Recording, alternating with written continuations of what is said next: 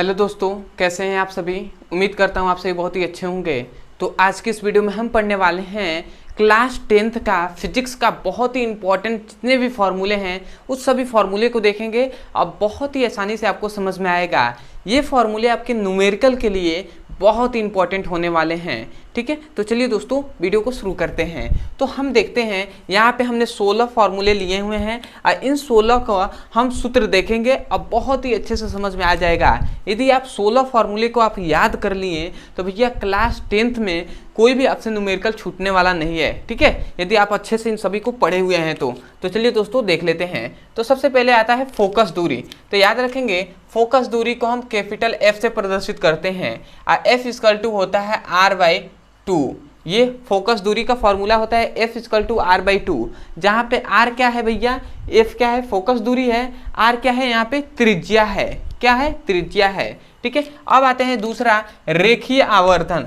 तो रेखीय आवर्धन को याद रखेंगे स्मॉल m से प्रदर्शित करते हैं और स्मॉल m इक्वल टू होता है h'/h या -v/u ये होता है, जहां पर ये h डैश क्या है तो याद रखेंगे वह जो क्या होता है प्रतिबिंब की लंबाई है, ये वस्तु की लंबाई है। ठीक है, या -v/u जहाँ पे v क्या है वस्तु की मतलब जो प्रतिबिंब होता है प्रतिबिंब की दूरी है और ये u क्या है वस्तु की दूरी है। ठीक है, तो m इक्वल टू h'/h भी होता है और दूसरा एक और फॉर्मूला होता है m इक्वल टू -v/u।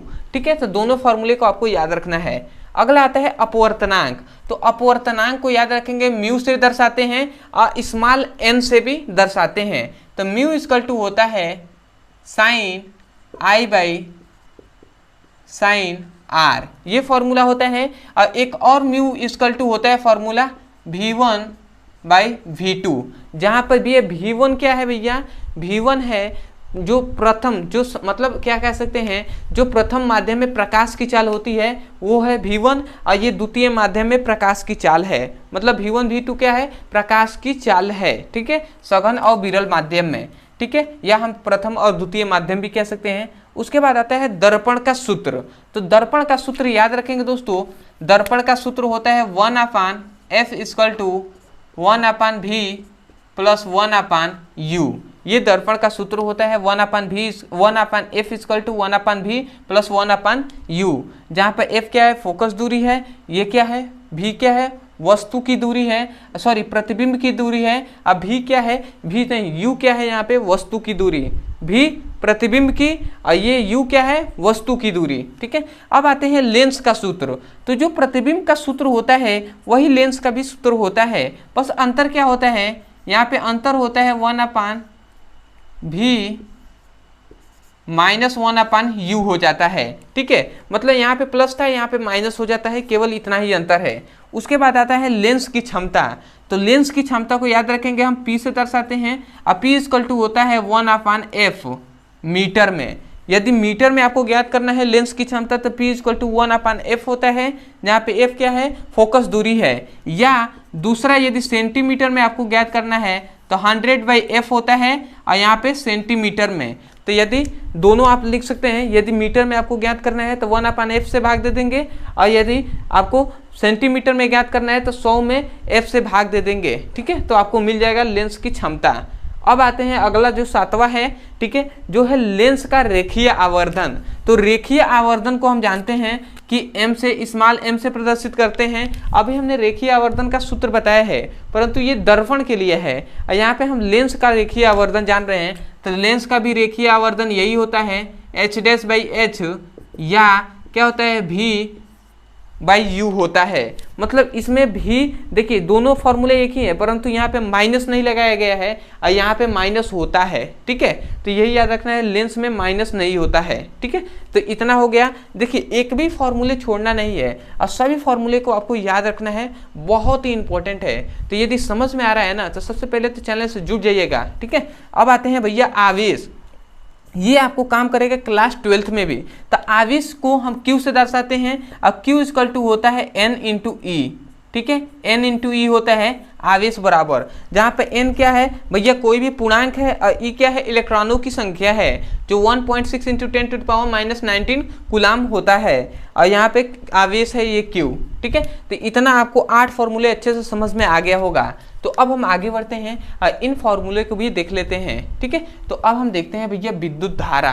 तो विद्युत धारा का फॉर्मूला क्या होता है, तो याद रखें विद्युत धारा को I से दर्शाते हैं, I इक्वल टू होता है Q बाई T, ठीक है। I equal to Q by T होता है, जहां पर ये क्या है, Q आवेश है, T समय है, ठीक है। अब आते हैं विद्युत विभव। तो विद्युत विभव को V से दर्शाते हैं, V इक्वल टू होता है W बाई Q, ठीक है। V equal to W by Q, जहाँ W कार्य है और ये Q क्या है, आवेश है। उसके बाद आते हैं विभवांतर। विभवांतर को याद रखेंगे, इसे भी V से दर्शाते हैं, अब V इक्वल टू होता है V1 बाई V2। ये प्रथम जो बिंदु है, मतलब एक बिंदु पर विभव है और ये दूसरे बिंदु पर विभव, इन दोनों विभवों के अंतर है, ठीक है। या इसका दूसरा फॉर्मूला ये भी होता है W बाई Q, मतलब विभव और विभवांतर दोनों का फॉर्मूला यही होता है V equal to W by Q। ये विभवांतर के ये भी फॉर्मूला होता है कि मतलब दो विभवों के बीच के अंतर को विभवांतर कहते हैं, ठीक है। तो ये दोनों फॉर्मूले आपको याद रखना है। अब आते हैं भैया विशिष्ट प्रतिरोध,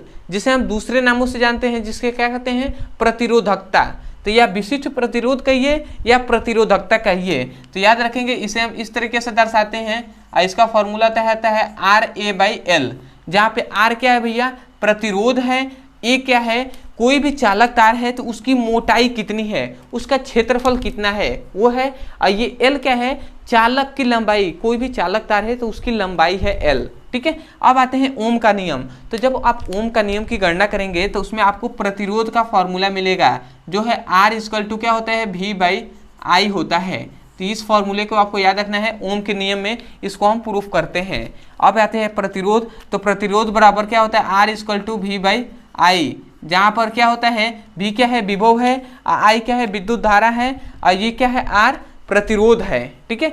अब आते हैं प्रतिरोधों के श्रेणी क्रम संयोजन और समांतर क्रम संयोजन, जो कि बहुत ही इंपॉर्टेंट होते हैं न्यूमेरिकल के लिए। तो ये श्रेणी क्रम संयोजन में याद रखेंगे C equal to, sorry C नहीं, प्रतिरोध न ज्ञात करेंगे, प्रतिरोधों के श्रेणी क्रम संयोजन में R इक्वल टू क्या होता है, R1 plus R2 plus R3 dash dash dash. ऐसे ही आप जितने प्रतिरोध लेंगे तो R1 plus R2 plus R3 plus R4 ऐसे ऐसे चलते जाएगा, और ये कहाँ तक जाएगा, Rn तक जाएगा, ठीक है, अनंत संख्या तक।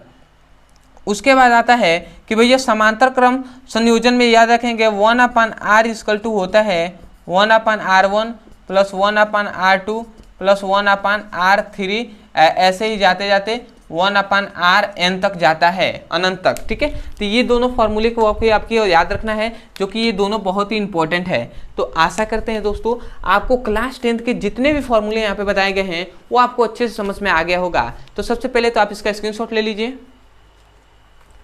तो आशा करते हैं दोस्तों आपने अच्छे से स्क्रीनशॉट ले लिया होगा, ठीक है। तो मैं यही कहूँगा, यदि आपको समझ में आया है ना, तो सबसे पहले तो चैनल को सब्सक्राइब कर दीजिएगा, वीडियो को लाइक कर दीजिएगा, और हो सके तो हमें कमेंट सेक्शन में जरूर बताइएगा कि आपको वीडियो कैसा लगा। अदरवाइज यदि आप सीरियसली क्लास 10th का फिजिक्स, केमिस्ट्री, बायोलॉजी का अच्छे से पढ़ाई करना चाहते हैं, चैप्टर वाइज सीक्वेंस में एक एक करके वीडियो को, तो आपको इस वीडियो के डिस्क्रिप्शन बॉक्स में फिजिक्स, केमिस्ट्री, बायोलॉजी तीनों का लिंक दिया जाएगा। उस लिंक पर क्लिक करके आप चैप्टर वाइज सीक्वेंस में पढ़ सकते हैं। यदि आपको डिस्क्रिप्शन नहीं पता कि डिस्क्रिप्शन कहाँ पे है, तो आपके लिए एक नंबर दिया जा रहा है, ठीक है। जो नंबर है ये आप यहाँ पे मैं लिख दे रहा हूँ 8874726058।